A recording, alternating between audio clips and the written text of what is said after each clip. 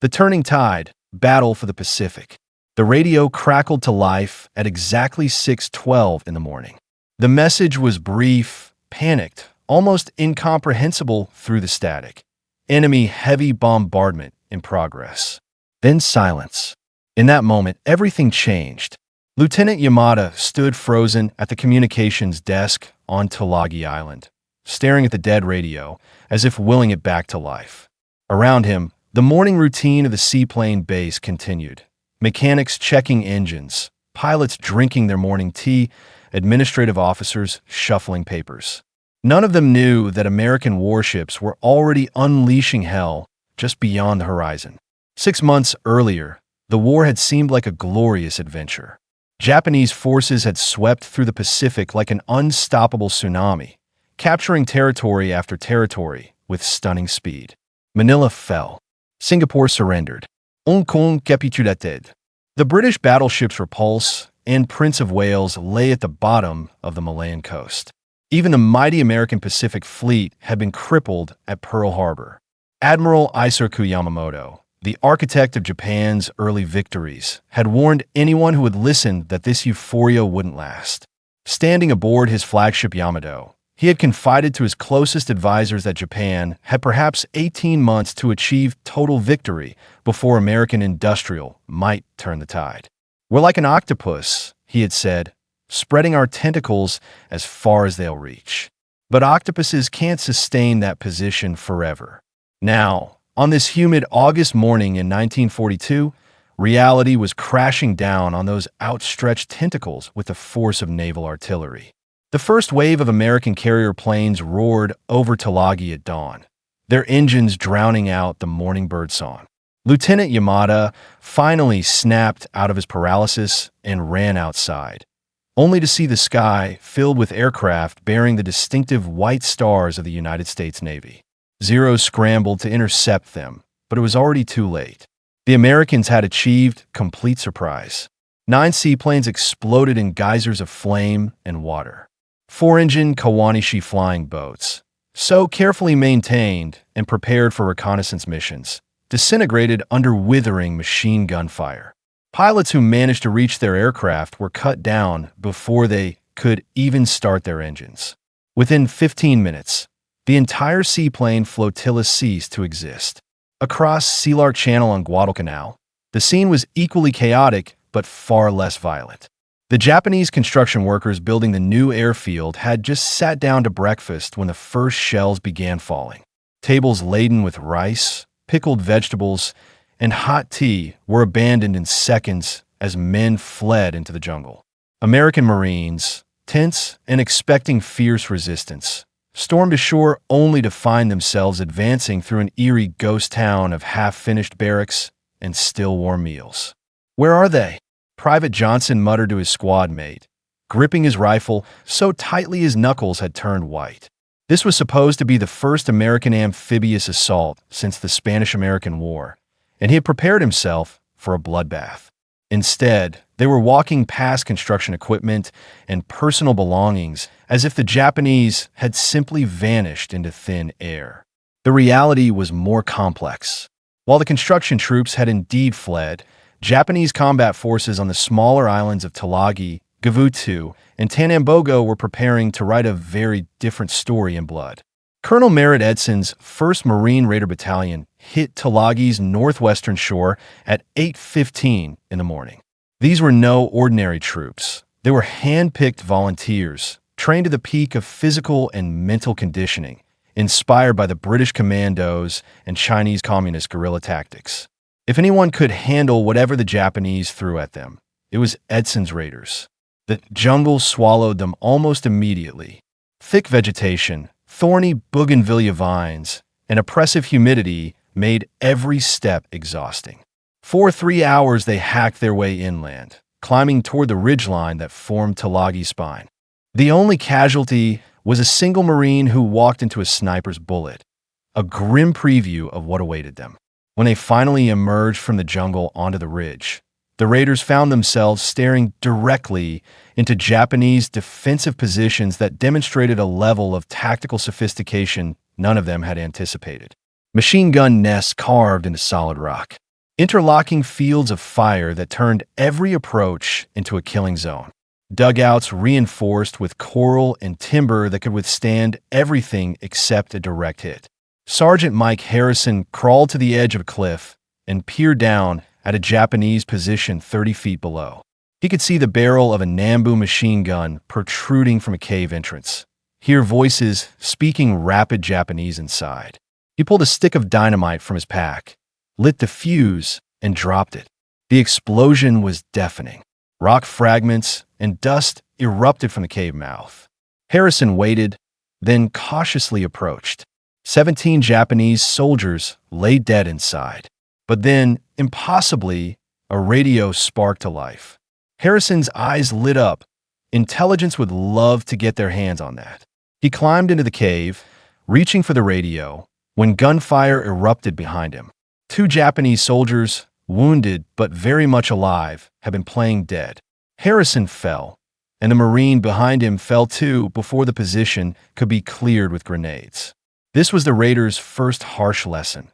Wounded Japanese soldiers didn't surrender. Cornered Japanese soldiers didn't surrender. Even hopelessly outnumbered Japanese soldiers would fight until ammunition ran out, then fix bayonets, then use knives, then use rocks and bare hands. This fanatical determination was something no training exercise could prepare them for. As afternoon shadows lengthened across Tulagi, Edson's men pushed along the ridge until they reached an old British cricket field nestled in a 3-sided ravine. The Japanese had transformed this innocent sporting ground into a fortress. Every inch of the cricket pitch was covered by fire from positions carved into the surrounding hillsides. Moving onto that field meant certain death. Edson, a hard-bitten professional who had seen combat in Nicaragua and studied warfare obsessively, made the only sensible decision. They would dig in for the night and resume the assault at dawn. Nobody liked it, spending the night in close proximity to an enemy that specialized in night combat. But advancing blindly in darkness would be suicide. At 10:30 that night, the Japanese proved Edson right to be cautious. They attacked with terrifying ferocity, screaming battle cries that echoed off the hillsides. They broke through the Marine perimeter between 2 companies, surrounding one of them completely. Fighting devolved into primordial chaos. Men grappling in foxholes, shooting at muzzle flashes, stabbing at shadows. Grenades arced through the darkness. Screams in English and Japanese mingled with the rattle of automatic weapons. The Japanese pushed within 50 yards of Edson's command post before the Marines finally stopped them. When dawn broke, one Marine company had lost half its non-commissioned officers. Bodies lay scattered across the ridge, most wearing Japanese uniforms, but too many wearing American ones. The survivors looked like they'd aged 10 years overnight. Meanwhile, on Gavutu and Tanambogo, 2 tiny islands connected by a causeway, the fighting reached levels of brutality that defied description. The Marines landed in daylight, expecting light resistance. Instead, they ran straight into 500 Japanese defenders who had spent months fortifying every square foot of both islands. Corporal Dan Mitchell was in the 3rd wave. His landing craft was still 100 yards from shore when bullets began punching through the hull. The Marine beside him jerked violently and collapsed, blood spreading across his uniform. "Faster!" the coxswain screamed, but the boat's engine was already at full throttle. Those final seconds before the ramp dropped felt like an eternity. When Mitchell finally stumbled onto the beach, he found himself in a nightmare landscape. The first 2 waves of Marines were pinned down, unable to advance more than a few yards beyond the waterline.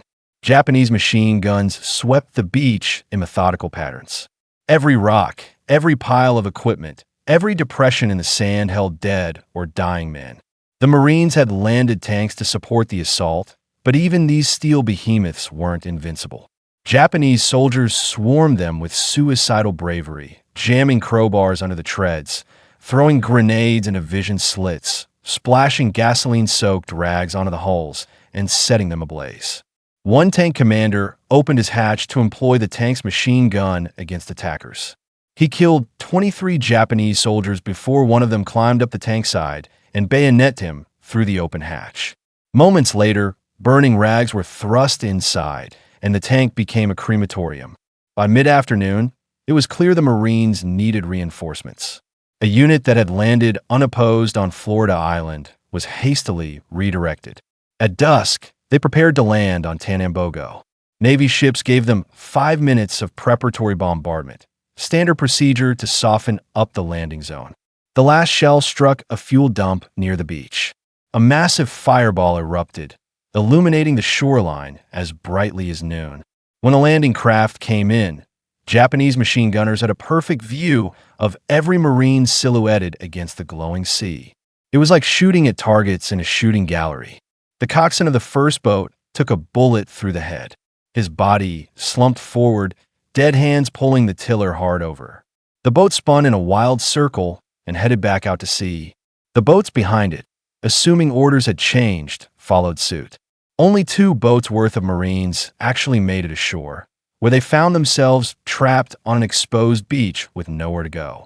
Captain Richard Crane, leading the stranded Marines, realized their only cover was a concrete pier. They huddled behind it while Japanese fire poured in from the hills. Every time they returned fire, tracer rounds gave away their position and intensified the incoming barrage. Men fell wounded. 1 boat managed to evacuate the casualties, but the rest were stuck until well after midnight, when confusion was finally sorted out and another unit landed to extract them. The fighting for Gavutu and Tanambogo lasted 2 days. 500 Japanese defenders died to the last man. 250 Marines became casualties. When it ended, the concrete pier was pockmarked with thousands of bullet impacts, and the hillsides were scarred with craters and burned-out positions. Back on Guadalcanal, the Marines had an entirely different experience. By the morning of August 8th, they reached the edge of the airfield, an almost complete runway that would soon be christened Henderson Field. The advance had been so easy that some Marines were getting cocky. "I wish these Japanese would come out and fight," one young Marine complained to Richard Tregiscus, a war correspondent accompanying the invasion. "All they do is run into the jungle." The officers weren't celebrating. Something felt wrong. It was too easy. Intelligence had reported 600 combat troops and 1,400 laborers on the island. Where had they gone? Were they massing for a counterattack? Laying in ambush? The uncertainty gnawed at commanders who knew that overconfidence in war was often fatal. At sea, the situation seemed equally secure on the surface, but was actually deteriorating rapidly. Admiral Frank Jack Fletcher, commanding the carrier task force providing air cover, had been nervous from the beginning. At the planning conference aboard the carrier Saratoga before the invasion, he had stunned everyone by announcing he would only protect the landing for 2 days before withdrawing his carriers to safety. 2 days. Admiral Richmond Kelly Turner, commanding the amphibious force, had been incredulous. "We'll barely have the beach secured in 2 days." Fletcher was unmoved. He had been at the Battle of Coral Sea, where the carrier Lexington was lost. He wasn't going to risk his carriers 1 second longer than absolutely necessary. His caution bordered on paranoia, but his caution also reflected a brutal reality. Carriers were America's most precious assets in the Pacific, and losing them would be catastrophic. True to his word, on the evening of August 7th, less than 48 hours after the invasion began, Fletcher asked permission to withdraw. He didn't wait for approval. By the time Admiral Turner intercepted the dispatch and realized what was happening, Fletcher's carriers were already steaming away over the horizon. Turner stared at the message in disbelief. Without carrier air cover, his transport ships and their escorts would be sitting ducks for Japanese bombers. Worse, they'd be vulnerable to surface attack if the Japanese Navy showed up. And Turner, studying his charts, had identified a perfect approach route for enemy ships, a channel running between islands that would soon earn the ominous nickname, the Slot. Turner's fears were well-founded. At that very moment, Vice Admiral Genichi Mikawa was racing toward Guadalcanal with 5 heavy cruisers, 2 light cruisers, and a destroyer. The Japanese admiral had received word of the invasion hours after it began, and he had immediately formulated a daring plan. Arrive after midnight, launch a surprise night attack, and savage the American ships before dawn. Mikawa knew the Americans had carriers in the area, while he had none. A daylight surface action would be suicide. American dive bombers would obliterate his squadron. But at night, the Imperial Japanese Navy had spent years perfecting night fighting techniques. They had superior optics, better training, and the deadly Type 93 Long Lance torpedo, which could strike target from over 20 miles away. The Americans, by contrast, were woefully unprepared for night combat. Everything depended on maintaining surprise. Mikawa ordered his ships to reduce speed, timing their approach to arrive in the early hours of August 9th. Meanwhile, he counted on American intelligence failures to keep his approach hidden. He wasn't disappointed. The American reconnaissance system was a mess of overlapping responsibilities and poor coordination. Army B, 17 bombers were supposed to search the Bismarck Islands. Land-based Navy patrol planes were supposed to watch the northern approaches. Carrier planes were supposed to handle short-range searches, except Fletcher wasn't conducting any searches because he was too worried about his own safety. Admiral Turner had looked at his charts and seen the danger immediately. He sent a message to Admiral John McCain, commanding land-based naval aviation, requesting special search coverage of the slot.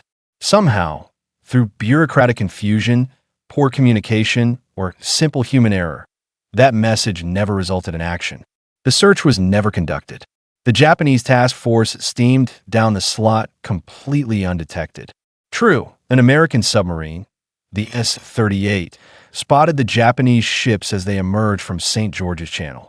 The submarine commander dutifully reported the contact, but the report was dismissed at higher headquarters as routine traffic in and out of Rabaul. Nobody connected the dots. Nobody realized these ships were headed straight for Guadalcanal. Coast watchers, brave Australian and British expatriates hiding in the jungles with radios, were the Allies' eyes and ears throughout the Solomon Islands. But they could only report what they could see, and Mikawa's ships were moving under cover of darkness through waters they couldn't observe. As August 8th wore on, American commanders began to relax.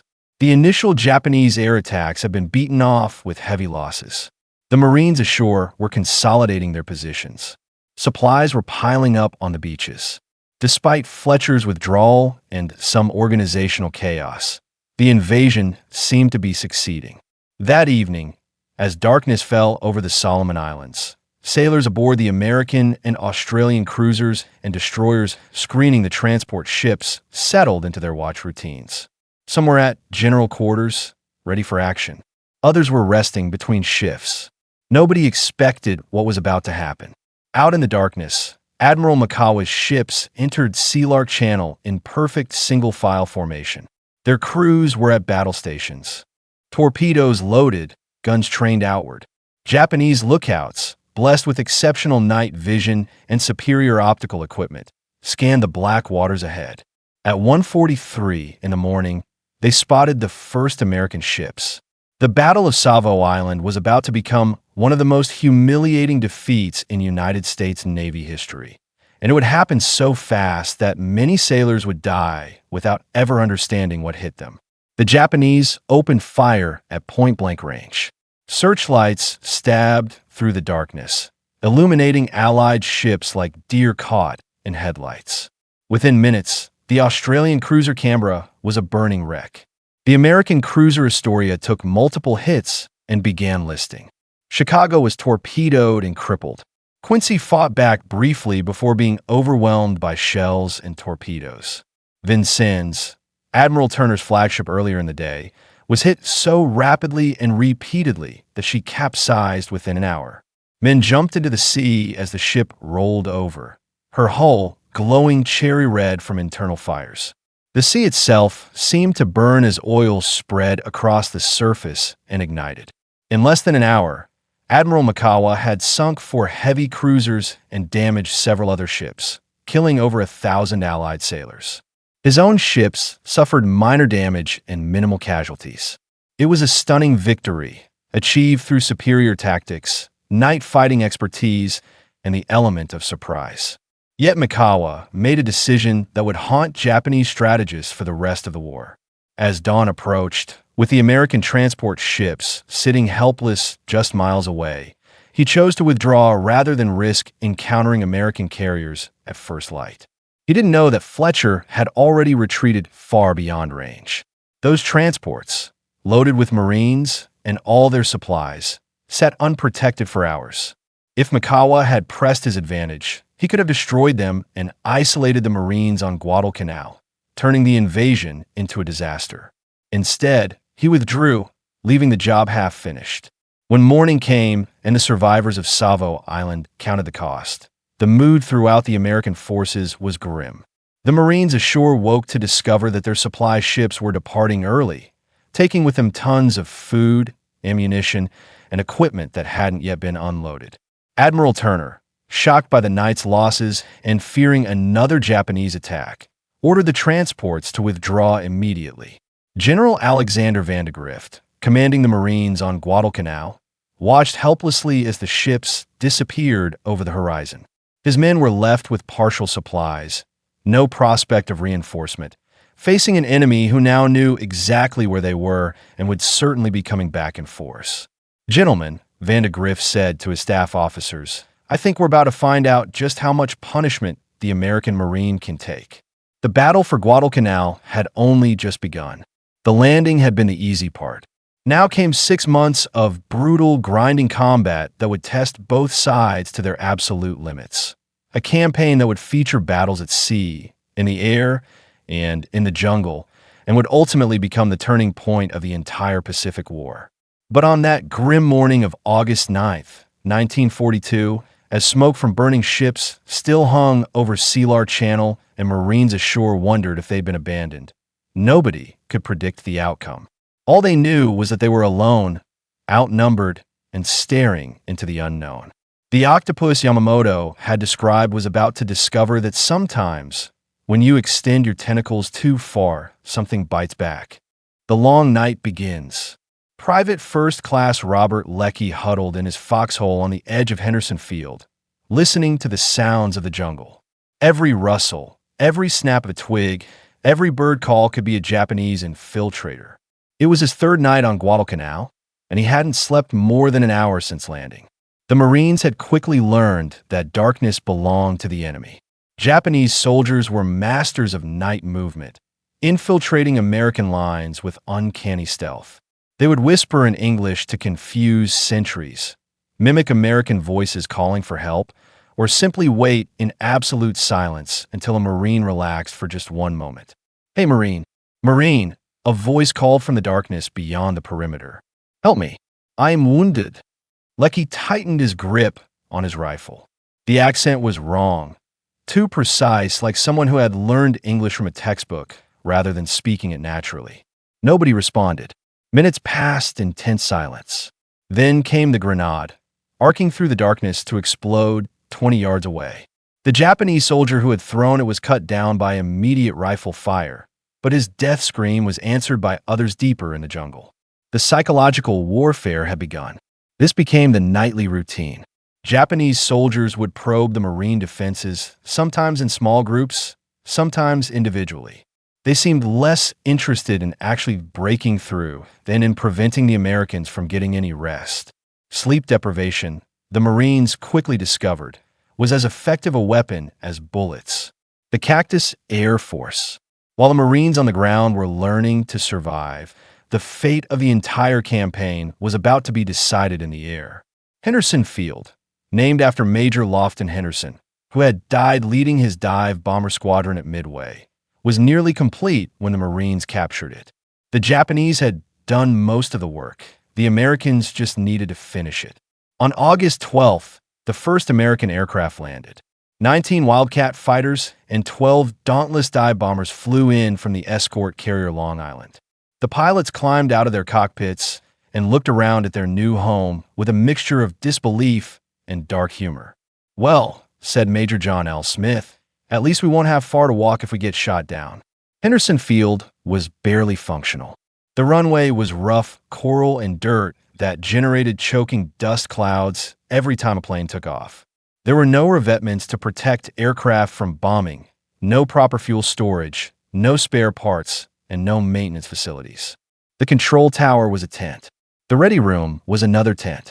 Bombs and ammunition were stacked in the open, covered with palm fronds for camouflage.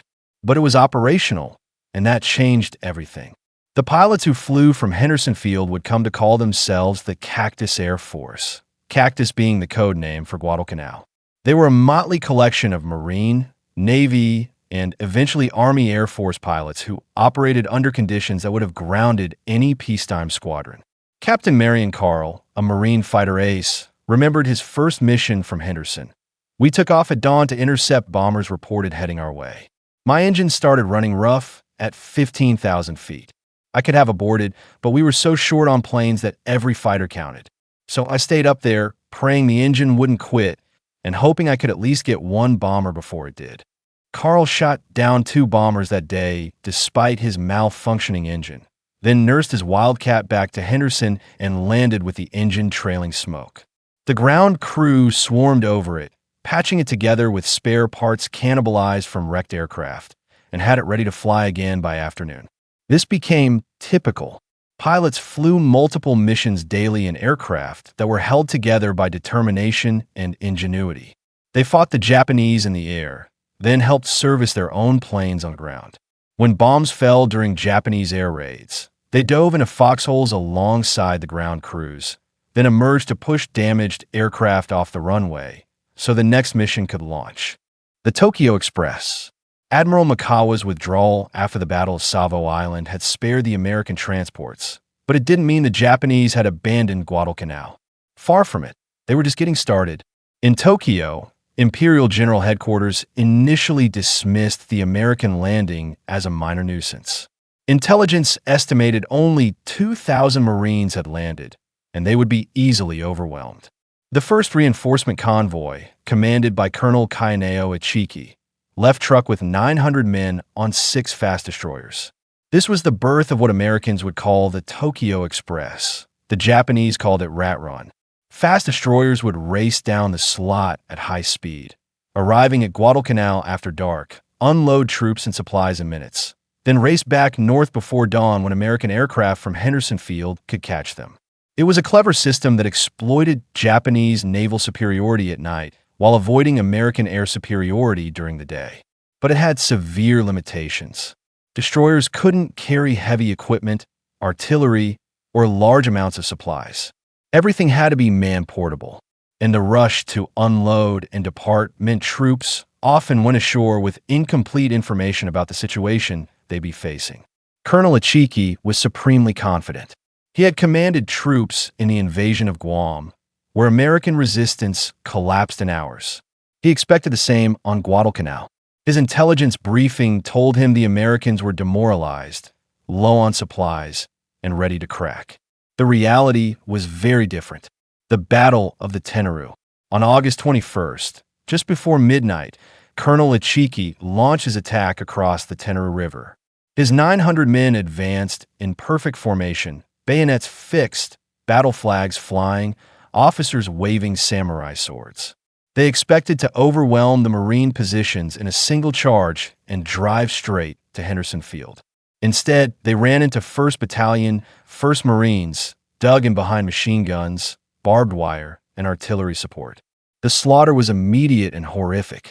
Japanese soldiers advancing shoulder to shoulder in parade ground formation were cut down in swaths by interlocking machine gun fire. Artillery shells burst among the packed ranks. Those who made it to the barbed wire were shot down trying to cut through it. The few who breached the Marine line were killed in hand-to-hand combat or driven back by immediate counterattacks. Ichiki ordered charge after charge throughout the night. Each time, his men advanced with incredible courage and were massacred with mechanical efficiency. They climbed over the bodies of their dead comrades to reach the Marine positions, only to be killed in turn. Lieutenant Colonel Edwin Pollock, commanding the Marines at the Tenaru, watched the carnage through the darkness with a mixture of professional satisfaction and human horror. They just kept coming, he later wrote. You had to admire their courage even as you were killing them. They wouldn't retreat, wouldn't surrender, wouldn't even take cover. They just came straight at us until there weren't enough of them left to come anymore.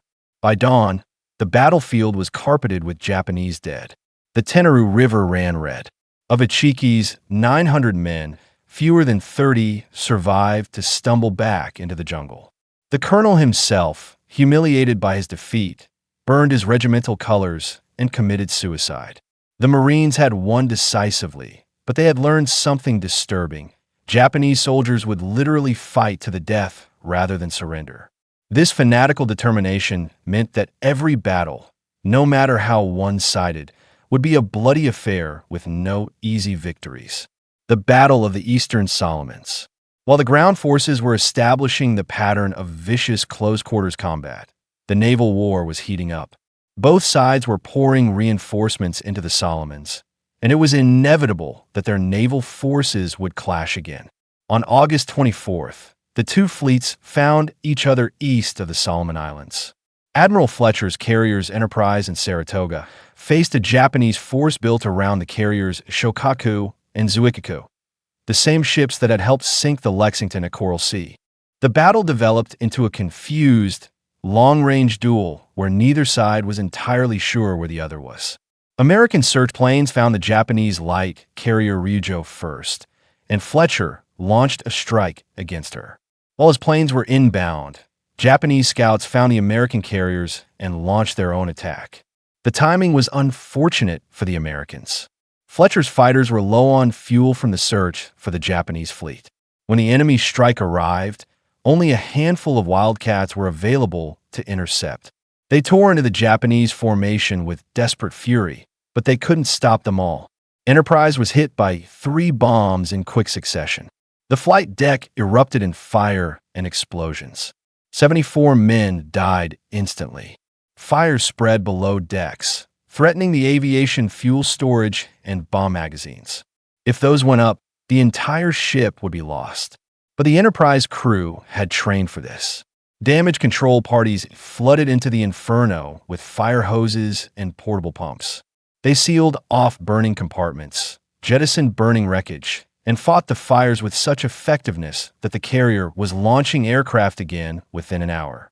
The American counterstrike found and sank the Ryujo, heavily damaged a seaplane carrier, and shot down dozens of Japanese aircraft. Once again, the battle was tactically inconclusive but strategically significant. The Japanese had failed to knock out Henderson Field's carrier support, and their losses and experienced pilots, men who were irreplaceable, continued to mount. Starvation Island. As August turned to September, the Marines on Guadalcanal faced an enemy more persistent than the Japanese army: hunger. The hasty departure of supply ships after Savo Island had left them critically short of food. The initial plan had called for garrison troops to relieve the assault Marines within days, bringing with them proper supply lines. Instead, the Marines were stuck on the island indefinitely with dwindling rations. Full rations were cut first to 2/3, then to half, then to 1/3. Men lost weight rapidly in the tropical heat. Malaria, dysentery, and other tropical diseases spread through the ranks. The combination of inadequate food, contaminated water, and constant stress began to grind down even the toughest Marines. "We were always hungry," Private Eugene Sledge recalled. "Not just I could eat hungry, but the kind of deep, gnawing hunger that makes you think about food every waking moment." Guys would sit around fantasizing about meals their mothers used to make. It sounds ridiculous, but it was real. We were starving on an island surrounded by ocean, and we couldn't do a damn thing about it. The nickname Starvation Island began circulating among the troops. It was darkly humorous but painfully accurate. Men scavenged Japanese supplies, supplemented their diet with captured rice, and in desperate moments ate anything remotely edible, including rats, lizards, and insects. The Japanese, ironically, were in worse shape. The Tokyo Express could bring troops, but not enough supplies to sustain them. Japanese soldiers, expecting a quick victory, found themselves trapped in the jungle with even less food than the Marines. Both armies were starving, but the Americans at least had Henderson Field, which meant occasional supply drops and medical evacuations. Edson's Ridge. By early September, Japanese reinforcements had increased their garrison to about 6,000 men. Major General Kyote Kawaguchi, a professional officer with extensive combat experience in China, was determined not to repeat Ichiki's mistakes. He would approach carefully, attack intelligently, and overwhelm the Marines through superior numbers and tactics. His plan was to attack Henderson Field from the south, advancing through the jungle where American firepower would be less effective. His main assault would strike a ridge that dominated the approaches to the airfield, a ridge that happened to be defended by Lieutenant Colonel Merritt Edson's Raiders and 1st Parachute Battalion. Edson had been studying the terrain and the Japanese tactics. He knew an attack was coming, though not exactly when or where. He positioned his roughly 800 men along the ridge, set up fields of fire, placed machine guns at key positions, and waited. The Japanese attacked on the night of September 12th with 4,000 men in multiple waves. They came through the jungle in darkness, moving with practiced stealth, intending to overrun the Marine positions before they could react effectively.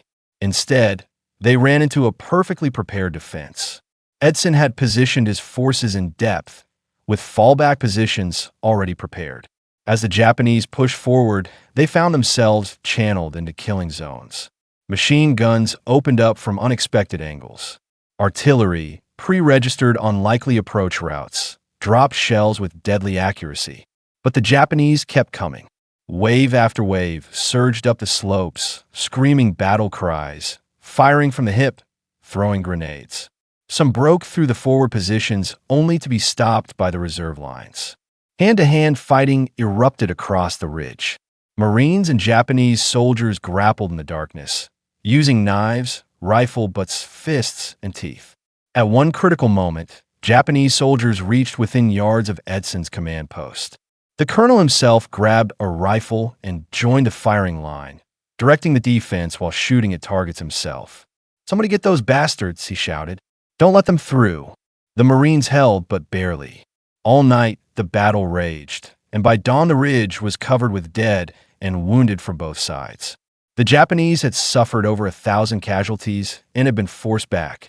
Edson's men had lost about 200 killed or wounded, nearly a quarter of their force. The battle became known as Edson's Ridge or Bloody Ridge. It broke the back of the Japanese offensive. Kawaguchi withdrew with his shattered force into the jungle, having failed to take Henderson Field. The psychological impact was enormous. The Marines had stood against overwhelming numbers and won. The seaborne reinforcement. While the ground fighting intensified, both sides struggled to reinforce their garrisons. The Americans had a significant advantage. They controlled the air during daylight hours, which meant they could bring in supplies and troops on slow transports if they arrived and departed in daylight. The Japanese had to rely on high-speed destroyer runs at night. On October 13th, the Japanese tried a new approach, massive naval bombardment to destroy Henderson Field, followed by a major troop convoy. It was a sound plan that came terrifyingly close to succeeding. 2 battleships, Kongo and Haruna, steamed down the slot after dark and positioned themselves offshore from Henderson Field. For 90 minutes, they pounded the airfield with 14-inch guns, firing over 900 high-explosive shells. The bombardment was devastating. Aircraft were destroyed, fuel dumps exploded, ammunition stores detonated. The earth itself seemed to shake from the impacts. Marines huddled in foxholes and bomb shelters, enduring what many described as the most terrifying experience of their lives. "You could do nothing but lie there and take it," one survivor wrote. The shells came in like freight trains, each one sounding like it was aimed right at you. The explosions were so powerful they lifted you off the ground. Dirt and debris rained down constantly. Men were crying, praying, losing their minds. When dawn came, Henderson Field looked like the surface of the moon. Craters pockmarked the runway. Wrecked aircraft lay scattered. Fuel fires still burned. 41 men were dead, many more wounded. Of the 90 aircraft based at Henderson, fewer than half were still operational. But the airfield itself was still functional. Ground crews began filling craters immediately. Wrecked planes were pushed aside. By mid-morning, incredibly, aircraft were taking off on bombing missions. The Japanese convoy approaching with reinforcements and supplies was spotted, and every flyable plane went after it. The attacks were desperate and improvised. Pilots dropped bombs that had been buried for protection and were still covered with dirt. They used fuel drained from wrecked planes. They flew aircraft that should have been grounded for repairs. But they flew. The Japanese convoy took heavy losses. One transport was sunk, others damaged. The reinforcements made it ashore, but much of their equipment and supplies went to the bottom. The bombardment had failed to knock out Henderson Field, and without that, the Japanese couldn't sustain their offensive. The naval night battles. As October progressed, the waters around Guadalcanal became a nightly battlefield. The Japanese Navy, still superior in night fighting capabilities, owned the darkness. The American Navy was learning through painful experience. On October 11th, a Japanese cruiser squadron approached to bombard Henderson Field. They were intercepted by an American force under Rear Admiral Norman Scott. For once, the Americans had the element of surprise, detecting the Japanese on radar before being spotted themselves. The Battle of Cape Esperance was brief and brutal. Ships exchanged fire at point-blank range, sometimes less than 3,000 yards apart. In the darkness and confusion, both sides had trouble distinguishing friend from foe. The American destroyer Duncan was hit by friendly fire. The Japanese lost a cruiser and a destroyer, but succeeded in disrupting the American formation. When dawn came, both sides claimed victory. The truth was that the battle had been a draw, but it had proven something important. American ships could fight the Japanese at night and survive. It wasn't a victory, but it was no longer a guaranteed defeat. The lesson would be reinforced a month later in one of the most savage naval battles of the entire war. On the night of November 12th to 13th, two American admirals, Daniel Callahan and Norman Scott, led a force of cruisers and destroyers into Iron Bottom Sound to stop a Japanese bombardment force that included two battleships. What followed was chaos beyond description. The two fleets collided in darkness at close range, sometimes passing within hundreds of yards of each other. Ships on both sides fired at anything that moved. Searchlights stabbed through smoke and darkness. Torpedoes crisscrossed the water. Shells crashed into holes at ranges so close that some passed completely through ships without exploding. Both American admirals were killed. 4 destroyers were sunk. The cruisers Atlanta and Juno were lost, the latter torpedoed by a Japanese submarine the next morning, taking with her the 5 Sullivan brothers who had enlisted together and died together. Over 1,500 American sailors died that night. But the Japanese battleship Hai was so badly damaged that she was sunk by aircraft the next day. The bombardment was disrupted. The Japanese troop convoy they were supposed to protect was turned back. Once again, the Americans had paid a terrible price, but had achieved their objective. The turning point. By late November, both sides were exhausted. The Japanese had poured tens of thousands of troops into Guadalcanal, only to see them ground down in futile attacks against prepared defenses. American forces, reinforced by army units, now numbered over 20,000. The naval battle of Guadalcanal on November 14th to 15th marked the true turning point. Another Japanese attempt to bombard Henderson Field and land massive reinforcements turned into a disaster. American battleships Washington and South Dakota intercepted the Japanese force. In a night action, Washington's radar-directed guns destroyed the battleship Kurashima while sustaining only minor damage herself. The Japanese troop convoy was caught at dawn by aircraft from Henderson Field and carriers. Transport after transport was sunk or forced to beach. Thousands of Japanese soldiers drowned or were stranded without supplies. Bodies washed ashore for weeks afterward. Emperor Hirohito, receiving the news in Tokyo, made a rare personal intervention. He questioned whether the losses at Guadalcanal were sustainable. For the first time, Japanese military leaders began seriously considering withdrawal rather than reinforcement. In December, the Tokyo Express made its final runs, but this time bringing troops off the island rather than delivering them. Over 3 nights in early February 1943, Japanese destroyers evacuated over 10,000 survivors from the island, a brilliantly executed retreat that saved lives but could not disguise the fundamental defeat. On February 9th, 1943, American patrols reached the western end of Guadalcanal and found it deserted. The Japanese were gone. After 6 months of brutal combat, Guadalcanal was secure. The cost and the legacy.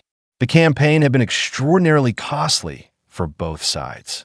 The Japanese lost 2 battleships for cruisers, 11 destroyers, 6 submarines, and dozens of transports and auxiliaries. Over 600 aircraft were destroyed. Most critically, they lost experienced pilots and aircrew who could never be replaced. On land, the Japanese lost over 20,000 men killed, many from disease and starvation rather than combat. The Americans lost 7,000 killed or wounded, along with significant numbers incapacitated by disease.